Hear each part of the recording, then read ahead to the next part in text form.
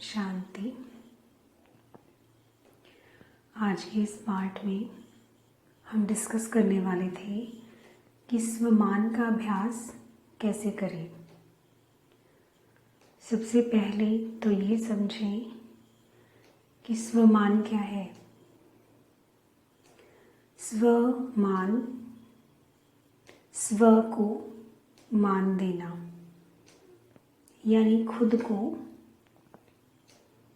मान देना, खुद को याद दिलाना जो मैं एक्चुअल में हूँ। स्वयं को स्वयं की वैल्यू के बारे में स्मृति दिलाना, जो कि परमात्मा हमें मुरली में आकर बार बार याद कराते हैं कि आप कौन हो, आप क्या हो, कैसे हो, जिसको हम भूल गए हैं। तो खुद को अपनी वैल्यू याद दिलाना ही स्वमान का अभ्यास है। स्वमान का अभ्यास करना यानी सिर्फ बार बार उसको रिपीट करना नहीं। कई बार हम टारगेट लेते हैं कि हमें इस स्वमान का अभ्यास 108 बार करना है, लेकिन सिर्फ उसको रिपीट करना इम्पॉर्टेंट नहीं है। इम्पॉर्टेंट है उसको फील करना, उस पर चिंतन करना।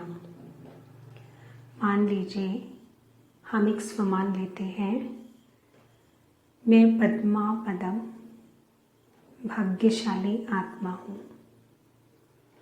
अब एक तो ये मेथड है कि हम बार बार इसको रिपीट करें, मैं पद्मा पदम भाग्यशाली आत्मा हूँ, मैं पद्मा पदम भाग्यशाली आत्मा हूँ। इसको काउंट करें, रिपीट करें। दूसरा है इस पर चिंतन करें, मैं पद्मा पदम भाग्यशाली आत्मा हूँ। इस पर ठहरे और सोचें क्यों। अंदर से उसका आंसर आने दें। जो भी अंदर से आपका आंसर आएगा वो आपका खुद का आंसर होगा, आपके दिल की आवाज़ होगी और आपका मन उसे बहुत गहराई से फील करेगा। स्वमान तब तक पावरफुल नहीं होता जब तक आप उसे फील नहीं कर रहे हैं। इसको एक एग्जाम्पल से समझते हैं। हमने पानी लिया ग्लास में और उसमें चीनी डाली।